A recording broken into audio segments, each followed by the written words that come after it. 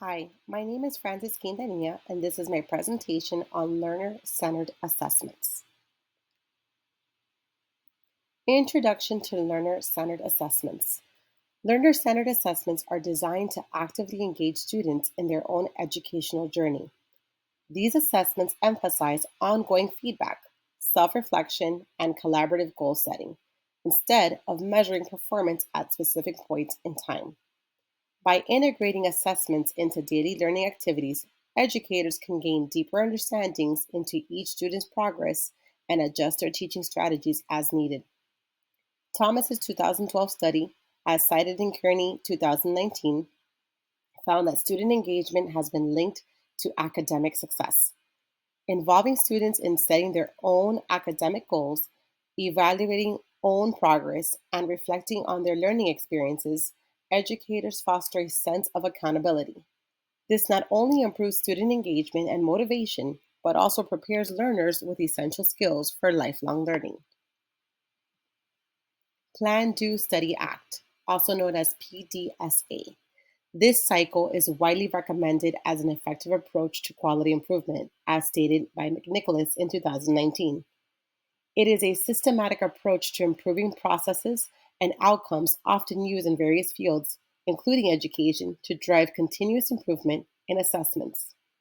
The PDSA cycle consists of the following phases: plan, defining the objectives and planning the steps needed to achieve them; determine what needs to be improved or addressed; setting goals by clearly defining what you need to achieve; create a detailed action plan outlining the steps; and establish how you will measure the effectiveness of your plan. Do, implement the plan by carrying out the steps outlined in the planning phase. Carry out the steps outlined in the planning phase. Gather data as you implement the plan. This could include observations, evaluations, or even feedback. Monitor the progress of how the implementation is advancing and ensure it aligns with the initial action plan. Study.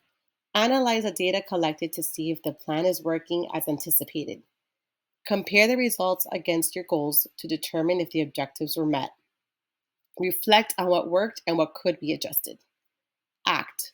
Refine the process based on what was learned and make improvements. Modify the plan based on the analysis and feedback from the previous phase. If the plan was successful, implement the assessment again. Plan further improvements or new cycles based on ongoing needs for growth. We're going to move on to the plan portion of this learner-centered assessment that was created. I'm going to explain an example of a learner-centered assessment that I created for my fourth grade science class. But I'm going to begin with the planning process of how you would start this in order to apply it to any class and any grade level. Assessment criteria. You want to have a positive learning environment. Students need to have their clearly defined goal in order to be mastered. Teachers will provide descriptive feedback. The opportunity to identify areas of mastery or areas of improvement is essential. Opportunity for students to set their own learning goals. This is what helps students create that self accountability. And assessment rubric and self-reflection rubric if needed. The pilot group for this specific learner-centered assessment is fourth graders aged 9 to 10 years old. The group consists of 27 students, 18 are female, 9 male. 6 of those students have a 504 plan, 2 students have an IEP, and 6 are of English language learners.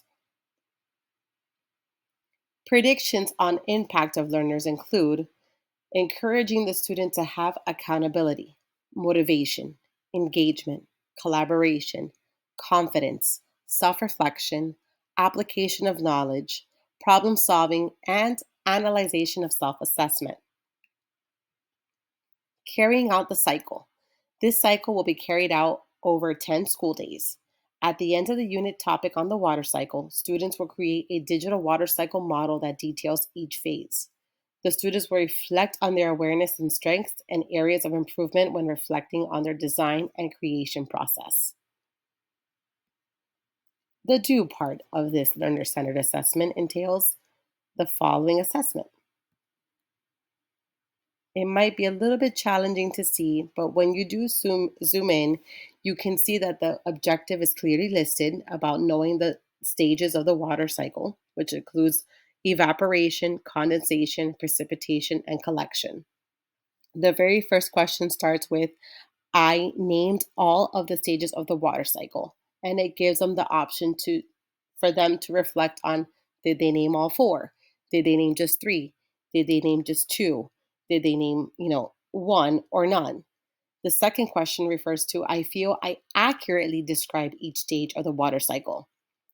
Their options are I accurately describe each stage, I accurately describe 2 to 3 stages, I accurately describe 1 to 2 stages, and the last option being I did not accurately describe any stage. Question 3. I feel my digital model of the water cycle is a representation of my greatest effort. A, yes. B, no. C, I feel I could have put forth more effort. Number 4, what strategies can I use to improve my mastery of what I am learning in class? A, review class notes. B, access my online virtual labs. C, ask for help. Or D, complete my home learning assignments. Question 5, what is your learning goal for this unit of study? And that way, this gives the students the opportunity to really write what they feel their learning goals should be. Number 6, choose words that reflect how you felt about completing the digital water cycle. Some of these words include fun, techy, bored, creative, distracted, nervous, excited. The last question, number 7, with a peer, collaborate to list 2 other strategies that can help you improve mastery of what you are learning.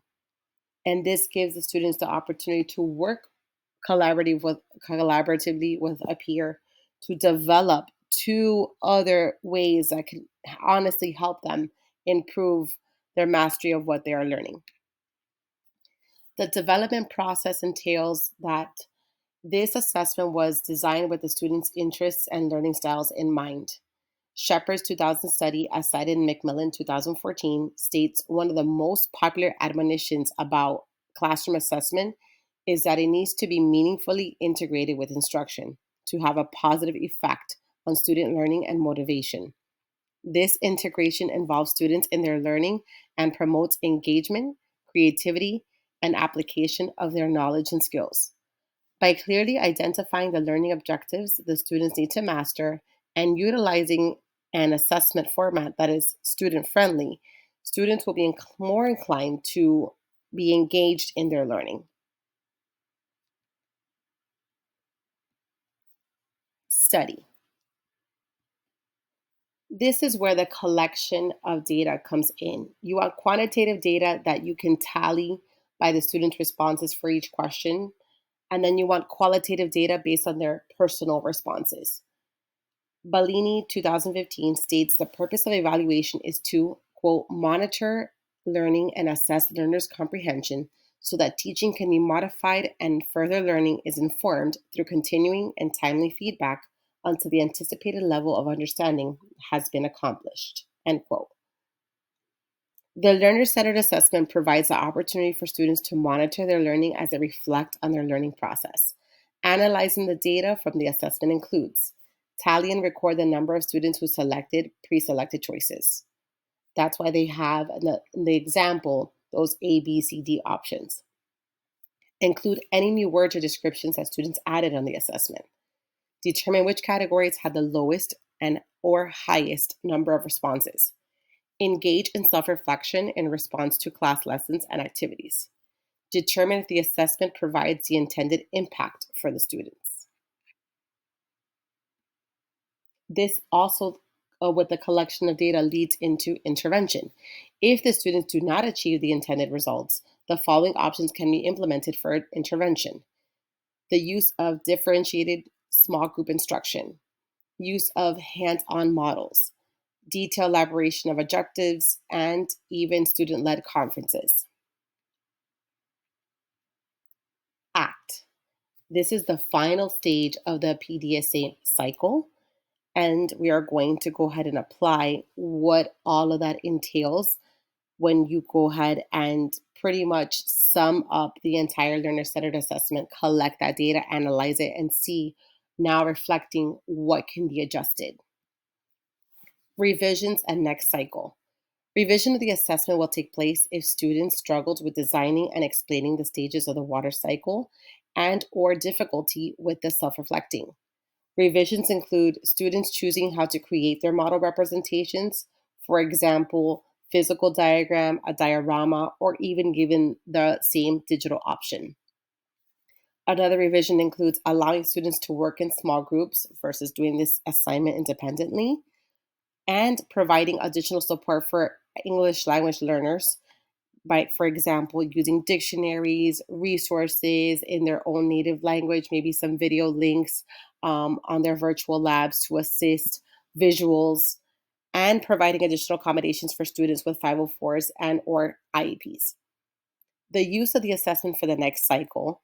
This assessment can be used in the next cycle by adding the next stages of the water cycle. So students can include transpiration, groundwater infiltration as well.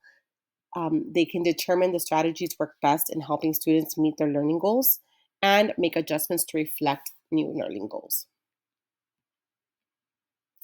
In conclusion, to learner-centered assessments, the integration of learner-centered assessments effectively assist educators in engaging their students' learning. These assessments provide educators with insight on what learning objectives are being mastered and help identify areas of improvement. Learning from self-reflection fosters a positive learning environment which promotes student engagement and accountability. Learner-centered assessments motivate students to reach their academic goals while putting forth their maximum effort. In collaboration with students, educators can adjust their teaching strategies and implement new ideas suggested by their students, overall creating a positive learning journey for both the educators and students. Now, this would be the time for any Q's and A's that I could open up to any teacher that might have questions or on this topic. And these are the listed references. Thank you.